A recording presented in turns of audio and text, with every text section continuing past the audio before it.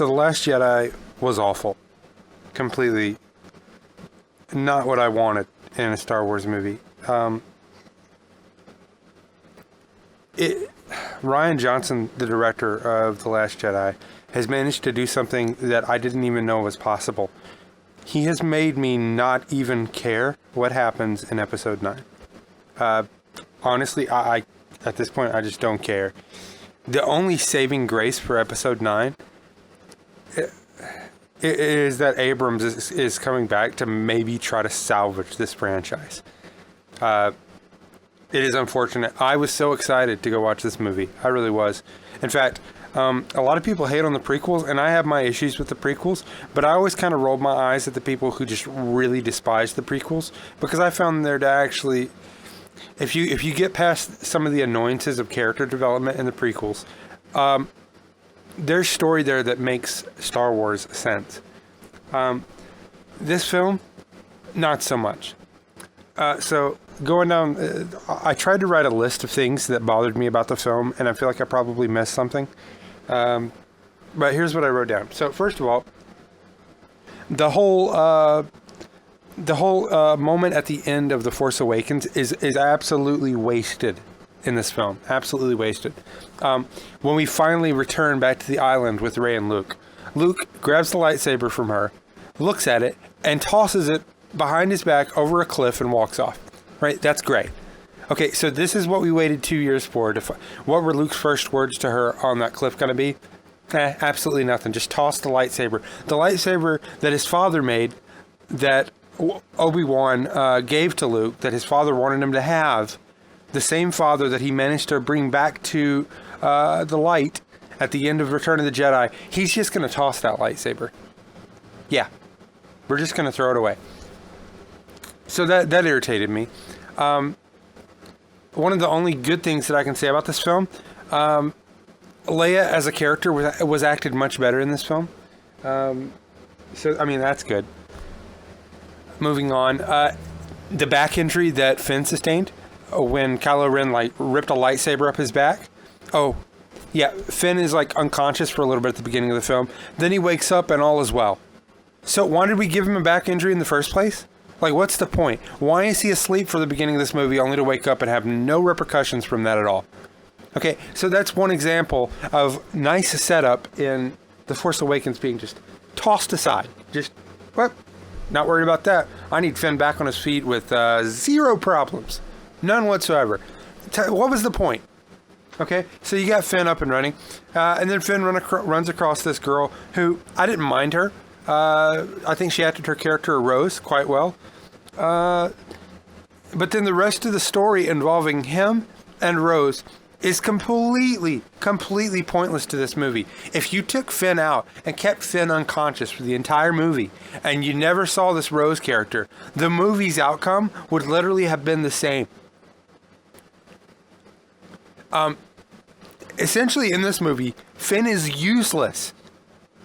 Completely useless. There's no point to him even being here, which is unfortunate because I really liked his character. I really did. I guess maybe there is one use to Finn. He provides that convenient knowledge of First Order spaceships, and he knows where stuff is. Yay. Great job. And then we get to, moving on, we get to Leia dies, except she doesn't die. She's floating in space, and then pulls a freaking Star-Lord, but instead manages to fly like some kind of wicked witch of the galaxy far, far away. Superman Leia. What? No! Yes, she has force powers, but that's not what I wanted to see her do. Superman Leia is not cool, okay? And we don't really have any more chances to see Leia do cool stuff because, we just don't.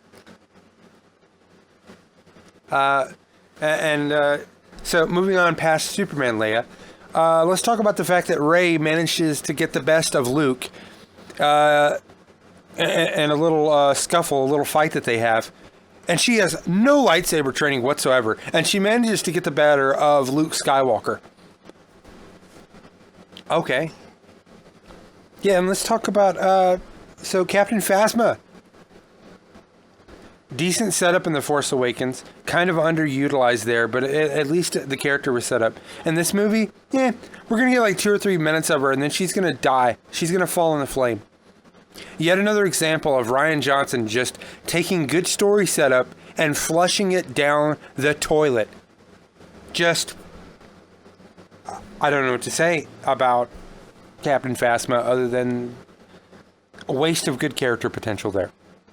Gwendolyn Christie, complete waste of time. We don't even get to see her face in Star Wars. That's cool, I guess.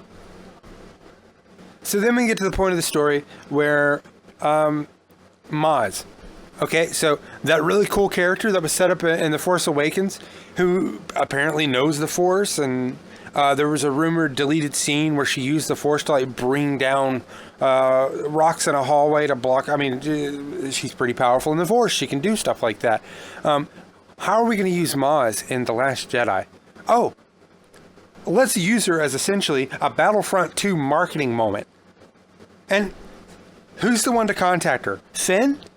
No, not Finn, the guy that she talked to. No, Poe. When did Poe and Maz meet? How do they know each other? This movie takes place days after The Force Awakens. How do they even know each other? So, what? We're just going to use Maz like shooting a gun in some weird video gamey looking scene where she goes, find the master codebreaker? What does that even mean? The master codebreaker. So, speaking of the master codebreaker, that sends Finn and this new Rose character off on a wild goose chase to some random casino planet, right? So we get to this casino planet, and it's awful. Absolutely awful. This doesn't feel like Star Wars at all. This is really strange. We've got like weird CG horse-looking things that look less like Star Wars creatures and more like something out of Fantastic Beasts and Where to Find Them. This does not feel like Star Wars at all. I keep waiting for like Harry Potter Force Ghost to show up and start, popping off some kind of spell catchphrase. I don't know. The strangest thing. That scene's terrible. And apparently, the guy that they go looking for, they find in a casino, but get captured by the local police or whatever, get thrown into jail or something, and then run across a guy who happens to also be a codebreaker, who's not the master codebreaker. But I don't know. I mean, it's Del Toro. He acted that character really freaking well. I enjoyed his acting in the character. I really did. I thought the character was kind of cool. But the character is ultimately useless and pointless. The whole storyline of them going to find a codebreaker to get into the ship is like a pointless storyline because it ends in failure. So you take the whole thing out. You take the whole, the whole casino scene and codebreaker stuff out of the movie, and nothing changes. Nothing at all. The whole movie goes the same way. This is a complete waste of time. Not to mention being weird, save the animals stuff. What? I just don't get it. I really just don't. It's not working for me. Sorry. So getting back to Luke. Luke, in general, is completely disrespected as a character. Completely disrespected. We have the same kid who always, without using better judgment, would rush into the battle. And now we have him cowering. Just cowering. I mean, this is the same guy that went to go save his sister once before. The same guy whose friends were in trouble, who runs off to go save them. That same guy refuses to help his sister now. Refuses. Flat out refuses. And then we find out he nearly kills Kylo as a young trainee. Pulls a lightsaber on him and is considering attacking him. What? No. Now I know what it means when Mark Hamill says that he fundamentally disagreed with the way Luke was written in this film. And then, of course, because you can't really say that, and it's Disney marketing and Star Wars, he had to say, but I came around. No, I don't really think Mark came around. I kind of agree with your initial assessment, Mark. I fundamentally, too, disagree with where they took Luke in this film. It's not Mark's fault. This is some of Mark Hamill's best acting ever. Really well done on his part. But where his character went, absolutely terrible. So he refuses, flat out refuses to help Rey. And Rey just flies off. Fantastic. Absolutely fantastic. And, you know, are we going to talk about the fact that we saw Luke Skywalker milking the tits of some weird animal and drinking some kind of weird green milk and smiling and smirking about it? Are we going to talk about that? No, I guess not. Let's move on. Let's talk about Snoke. Snoke is shown to be unbelievably powerful in this film. Unbelievably so. For once, it looked like Rey had finally met someone who could overcome her Mary Sue-ness. Her ability to just do everything the best with zero training whatsoever. Snoke's essentially just owning her, which is okay. That's nice. It's nice to see that Snoke is ridiculously powerful. Man, I can't wait to see Luke and Snoke fight. Except that doesn't happen. Because Kylo Ren just easily kills him. Snoke is dead and gone. Do we get to find out who Snoke was? Nah, fam. Snoke's dead. Snoke's just dead. An unbelievably powerful guy who says he was there for everything, saw Anakin Skywalker basically fail as Darth Vader. We don't even know who this guy was. Who was he? Where is he from? Why is he even in this universe? Why is he so freaking powerful? Kylo Ren just slices him in half with a lightsaber from across the room. Just kills him immediately. No big deal. Just crazy. The same powerful being that just overcame Rey's ability to block out, you know, getting into her head. He just absolutely destroys that. He can't see what Kylo Ren is doing. Unbelievable. So Snoke's dead. Then getting back to Luke, Yoda shows up and tells Luke, hey man, don't worry about the big tree thing that I managed to just absolutely catch on fire. The one that you were going to burn down, but you decided against it. I'm just going to burn it down for you. And then when you ask me about the books, I'm just going to say Rey's got everything she needs. How? No one has trained her. How does she have what she needs? This is the same Yoda who didn't want Luke running off half-cocked because he didn't have all of his training.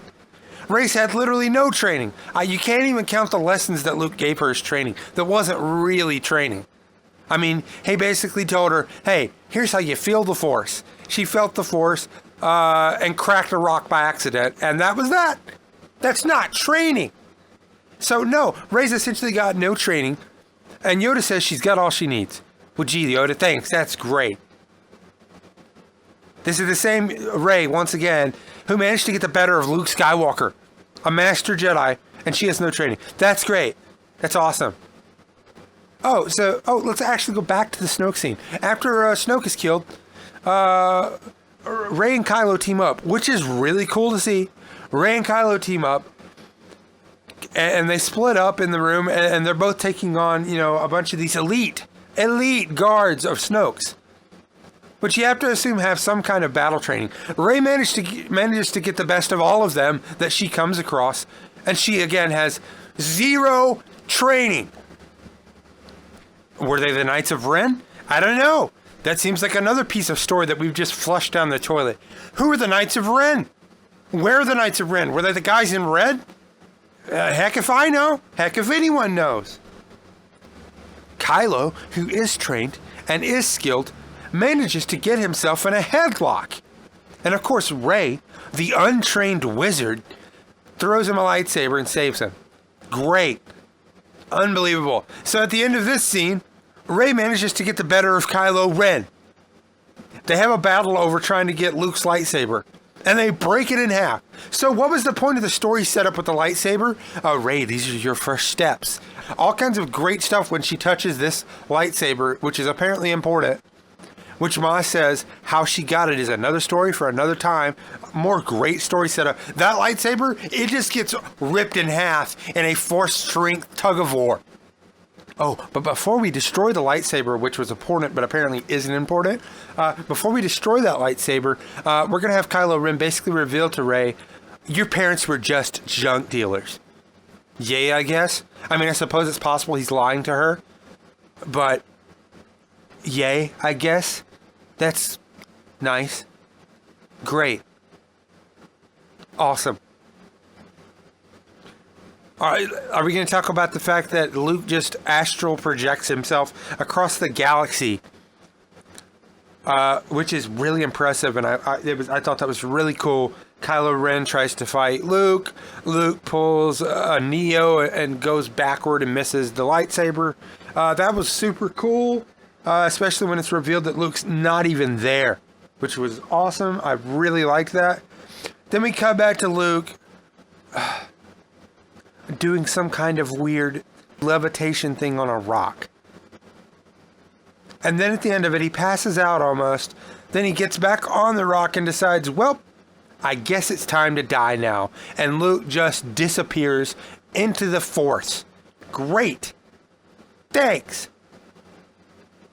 Not only do I not get my Luke-Snoke showdown, Luke just decides he's ready to go. And he just goes. No more Luke Skywalker. Bye. It sucks. Luke deserved better in this film. Mark Hamill acted his face off and did a great job, but Luke deserved better. It's just a complete disservice to Star Wars fans. Just terrible. Let's talk about the fact that Rey manages to lift a bunch of rocks, giant boulder-looking rocks, with zero training. The same kind of feat that it took Luke weeks to master when Yoda was teaching him at Dagobah in Empire. Rey just does it. No big deal. Just lift the rocks. No problem. Great. So essentially, and I'm sure I've missed some things that I didn't like about the movie. Essentially, Rian Johnson tossed out all of the great story setup from The Force Awakens and goes off and does his own terrible thing. Right? You got Rey's parents. Junk dealers. Luke's first moment with Rey. I'm going to throw the lightsaber over the cliff. Maz. I'm going to use her for Battlefront 2 marketing and advertising. Luke's lightsaber. No, that's not important. We're just going to rip it in half. Rey's Mary Sue-ness. Yeah, sure. I'm not going to give you like an explanation as to why she's so powerful in the Force. We're just going to make it to where she's nobody. She just magically is able to do all these things. It's great. Finn's injury? Yeah, we're just going to toss that out. We don't care about that. The whole setup where we rip his back in half nearly from a lightsaber cut, and he's unconscious. We're just going to not worry about that. He's going to wake up and be fine. It's great. Yeah. You know what? No thanks. The Last Jedi was terrible. Completely retconning a lot of things that Force Awakens set up. And now here comes poor JJ, gonna have to come behind and clean up the mess. So you do the great setup in Force Awakens, Rian Johnson flushes the setup down the toilet, and then you're gonna have to do something with Episode 9. You know what, Mr. Abrams, I'm sorry for you. I'm sorry. That sucks. I mean, at best I can give this movie like a 2 out of 5 if we're gonna do like a 5-star rating system. If it's like in a 10-point system, I gotta give it like a 3.5 at best. I make it a 4. We'll make it a 4. Just a terrible movie. Awful. I really just don't even want to watch it again, to be honest. And Rian Johnson has managed to make me do something I didn't think was possible. He's made me not care what happens in Star Wars Episode 9. You know, I enjoyed Force Awakens. I really liked it. This movie really makes me concerned. It makes me feel that Disney is basically ruining Star Wars. You know, that's almost a meme at this point for people to say that. But no, I'm not being like supreme edgelord here. No, I feel like Disney's literally ruining Star Wars. Like, I would watch any of the prequels over The Last Jedi. Not even joking here. The Last Jedi manages to make me appreciate Jar Jar.